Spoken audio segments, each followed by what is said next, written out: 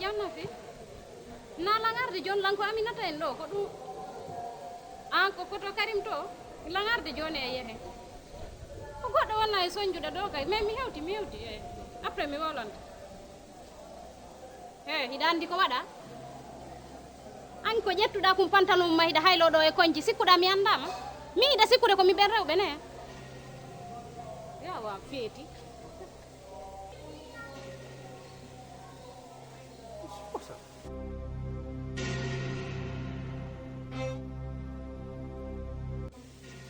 Allo miña na Allahu akbar an o sumaye an ga gayni lannude e sumaye fuɗɗaki awayino ko ɗum waɗi komin hebbo mi naata e ɗum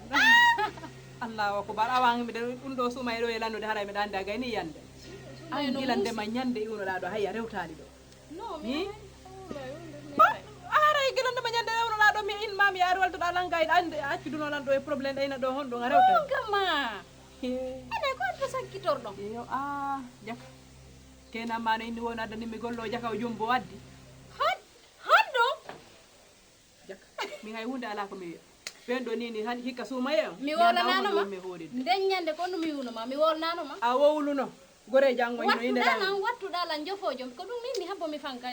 miɗa andi yeeso a yiyoya wona wattu gonno jofojo andi tun hiɗa andi ɓe worɓe fopp ko gotum kono gore janggo hino waajolan gorejo ma ino ina mi hombo accu gorejo ma hombo o yani waɗi tekki kañum koy ala Mo waɗi wolde hay fus ko bonki tu waɗi mo tekku nan min kam mi falano toon ɗumannade min kadi mi fanka dal ɓay par ce que fanka si a fanki ko a woni e yaltude acca moɗon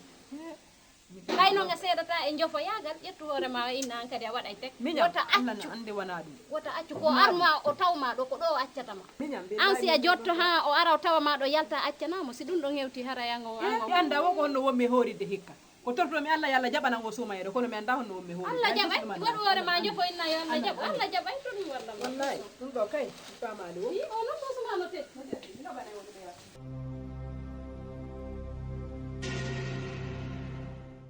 man daal li nga may digal nii est-ce que man dinaa ko mën pourquoi pas mënoo ko mën mën nga ko mën kay si kaw kay nga nangu ni ko sa wujju la bu fi nekk sax di xulóog moom ndax moom xamul loolu ñoom seen xeet xamuñu ay takk suuf yooyu ndax bu nekkoo man la sax nii lay réagir comme loolu nga wax dinaa ko def waaye dafa am lu may sóor de comme sama sœur nga nag ñëw nga wax ak man dinaa tey di xaar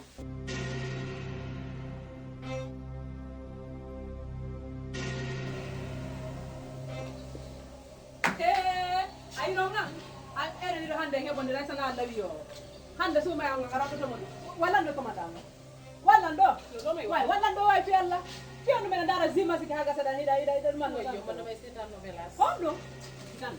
sira faala commande yo moodi ma sodani novela hombo o novela sa faala ɗum a sooda a yawi moodi ma sonnama télé et puis an e moodi ma fo ɗum cibiti on fo moɗon ka yaasi ki lu muy wax ni a faami ko nder suudan ɗo haɗa mi yittade teppere ma ne nder ɗo a faami ka wona wo ko moodi ma ko kele ma ko mi anda ka gollowo mi anda ka bindano mi anda ko honɗum et puis an e moodi ma ko ka yaasi bu dee lu baax rek ka yaasi minnuma bu dee lu bon it jëlal wimi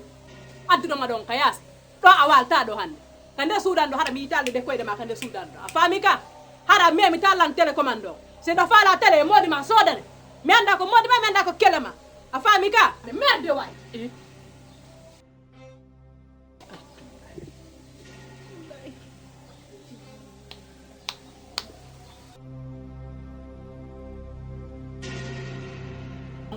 debbo ka nder suudan o yalti accanimo o goy yaltanma ka nder suuda gayno mo jogui ka télécommande an o kono ɓayimi hendike o ɓaymi jattiɗon taw télécommande on taw seeɗo piitoyo to a jattu ko miɗo wiya duna ɓeekimo banto wiya a jattimo télécommande ɓuuri ɓeekugol mo bande nden ñande ala komi okkimo mi duyi natude e makko gaɗon o wi dak wota accu nayi mi accata hay fus ɓe rewɓe sénégalais mi sa accaniɓe andu ara a perdi alaikum kono Nafisa mi anda so nakkiraka kon seydata woɗɗan ɗumanno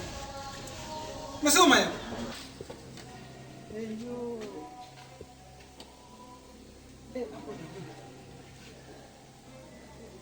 min jajamaɗa to woldude o mi wowlida e makko honɗum mi wolda e makko honɗum hiɗa andi ko waɗɗa kon